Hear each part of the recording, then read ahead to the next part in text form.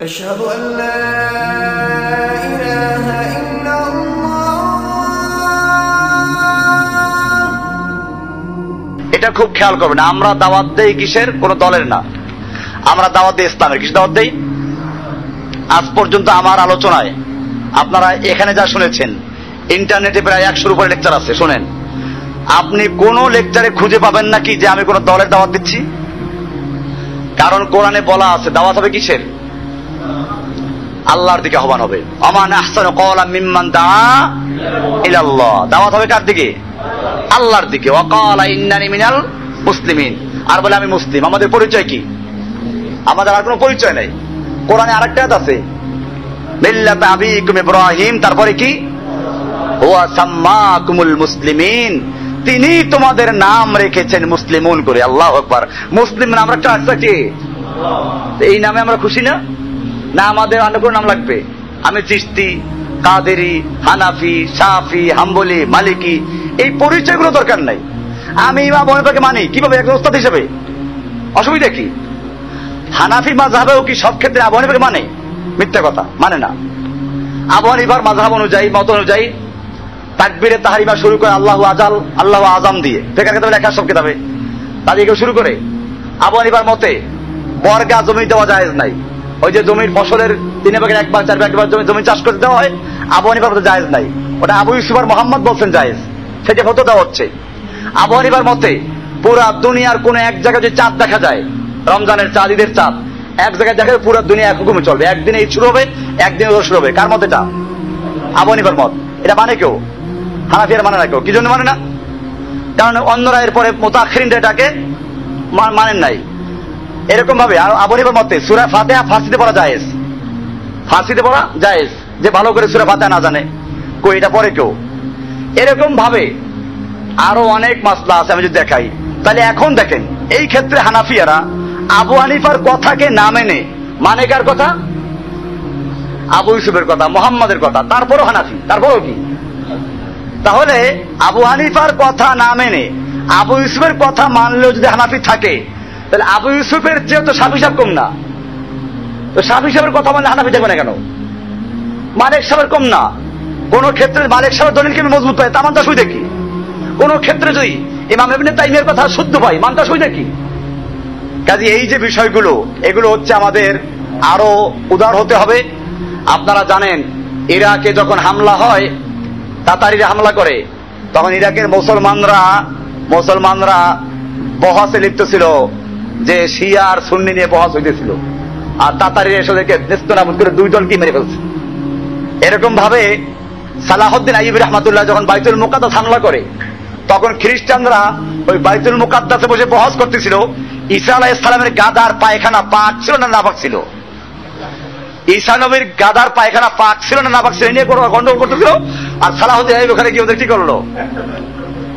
তো মনে রাখতে হবে, এই যে ইখতিলাফ গুলো, কোরআন বলছে ওয়ালা তানাজাউ, তোমরা ঝগড়া করো না, ফাতাফশালু, তোমরা দুর্বল হয়ে যাবে, ওয়াতাযহাবা রিহুকুম, তোমাদের প্রভাব শত্রুদের মনের থেকে চলে যাবে, তোমাদেরকে ভয় করবে না তারা।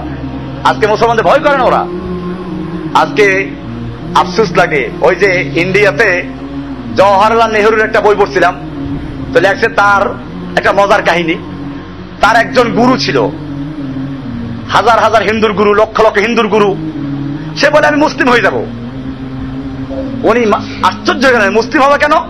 হ্যাঁ, আমি কোরআন হাদিস গবেষণা করেছি, তাদের দেখেছি ওই মুসলিম ধর্ম, ইসলাম ধর্মটাই সঠিক।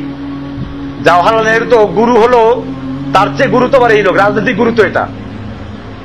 তো বললো, দেখো তুমি যে মুসলমান হইতে চাও, মুসলমানদের মধ্যে প্রথমত দুইটা গ্রুপ আছে, শিয়া আর সুন্নি। তুমি কোন মুসলমান হইবা? ওর মাথায় দিলে গন্ডগোল লাগাইয়া। সে বলল, আমি তো জানি না যে শিয়া আর সুন্নি কোনটা। আচ্ছা, এটা তো আমি পাই নাই, কোরআন হাদিসে তো শিয়া সুন্নি নাই। না, আছে, দেখো না, ওই যে ইরানিরা শিয়া, এরা এই দেশের লোকেরা সুন্নি। এরপরে সে নিজে আবার বলতে লাগলো, আচ্ছা তুমি যদি সুন্নি হও, তাহলে আবার 4টে মাযহাব আছে, তুমি কোন মাযহাবে যাবে? হানাফি, শাফি, হাম্বলি, মালিকি। আমি তো কোরআনে এগুলো পাই নাই, হাদিসে পাই নাই। না, আছে, তুমি ভালো করে চিন্তা করে দেখো, ভালো করে যাচাই করো, মুসলিমদের সাথে যোগ দাও। এরপরে তুমি যদি হানাফি হও, তো তার মধ্যে আবার তরিকা আছে। হানাফিয়াদের মধ্যে আবার চিশতিয়া, কাদেরিয়া, নকশবন্দিয়া, মুজাদ্দিদিয়া, এরকম ভাবে কয়েকশো তরিকা আছে। তুমি কোন তরিকা যাইবা? আর যে শিয়া হও, তো শিয়াদের মধ্যে প্রথম 12 তরিকা, 12টা গ্রুপ আছে। এই 12 গ্রুপের থেকে আবার 36 তরিকা গ্রুপ আছে। তুই কোনটা যাইবা? গুরু শিষ্যর কাছে পরাজিত, না আমি আর ইসলাম গ্রহণ করবো না, আমি এখন আবার নতুন চিন্তা করলে। আমাদের অবস্থা এরকম, আমরা মুসলিমদেরকে ভাগ করতে করতে এমন একটা পর্যায়ে নিয়ে গেছি, অথচ এত ভাগ হওয়ার কথা ছিল। আমাদের পরিচয় কি? মুসলিম। আমরা চিশতি না, আমরা কাদেরি না, আমরা নকশবন্দি না, আমরা মুজাদ্দিদি না, আমরা হানাফি না, শাফি না, হাম্বলি না, মালিকি না। আমরা সবাইকে শ্রদ্ধা করি, সবাইকে, এবং যার কথাই কোরআন সুন্নাহ মোতাবেক মিলাম তাকে মানবো। আমরা আবু হানিফার কথা মানতে অসুবিধা নাই, যদি কি হয়, অসুবিধা কি? আমার উত্তর হয়ে গেছে, পরিষ্কার হয়ে গেল। মাযহাবের নাম কি? এখন কোনো মাযহাবই নাই। সেই ইসলাম মানতে গিয়ে কোরআন হাদিস মানবো। সেই কোরআন হাদিস যে ইমামের কথা কোরআন সুন্নাহ মোতাবেক, তার কি করবো? পরিষ্কার। সাধু মনে বলেছেন, ইমাম আবু হানিফা বলেছেন যে সাহাল হাদিস বা মাযহাবি, যে হাদিসটা সহিহ ওইটাই আমার মাযহাব। এটা হানাফিদের কিতাবে আছে। খালি এটা না, উকুদ ও রাসমুল মুফতি, শরহ উকুদ ও রাসমুল মুফতি এর কিতাব আছে, ফতোয়া ওকে পড়ানো হয়। এই ফতোয়া কিতাবে লেখা আছে, আবু হানিফা বলছেন রাহমাতুল্লাহ আলাইহি, তিনি বলেছেন লা ইয়াজুযু লিআহাদিন, আস্তে আস্তে, লা ইয়াজুযু লিআহাদিন আন ইফতিয়া বিকাউলিনা হাত্তা ইয়ালামা মিন আইনা কুলনাহু। উকুদ ও রাসমুল মুফতি বাংলাদেশের যত দারুল ইফতা আছে সব জায়গায় পড়ানো হয়। আমারও একটা দারুল ইফতা আছে, আমিও সেখানে পড়াই এই কিতাবটা। ওই কিতাবে পরিষ্কার লেখা আছে, শরহ উকুদ ও রাসমুল মুফতি, হানাফি মাযহাবের উসুলে ফিকহের একটা কিতাব। সেখানে লেখা আছে পরিষ্কার, লা ইয়াজুযু লিআহাদিন আন ইফতিয়া বিকাউলিনা, কোন মুফতির জন্য জায়েজ নাই আমার কথা দিয়ে ফতোয়া দেওয়া, হাত্তা ইয়ালামা, যতক্ষণ না সে জানবে, মিন আইনা কুলনাহু, আমি ওই কথাটা কোত্থেকে বলেছি। তাই ইমাম সাহেব এটা পরিষ্কার করে গেছেন যে আমার কথা দিয়ে তোমরা ফতোয়া দিও না, তোমরা যাচাই করো আমি কোন সূত্র থেকে বলেছি। তো যাই হোক, আমরা এই বিষয়গুলো নিয়ে আমি তো আগেই বলেছি, ফিকহের মধ্যে ইখতিলাফ হয়েছে, হাদিসের বিভিন্নতার কারণে, বর্ণনার কারণে, হাদিস বুঝার ক্ষেত্রে এগুলো হয়ে গেছে। আমরা এখন যে হাদিসটাকে সহিহ পাবো আমরা ওইটা গ্রহণ করব। আল্লাহ সুবহানাহু ওয়া তাআলা আমাদের সকলকে বিষয়গুলোকে বুঝার অবগত দান করুন।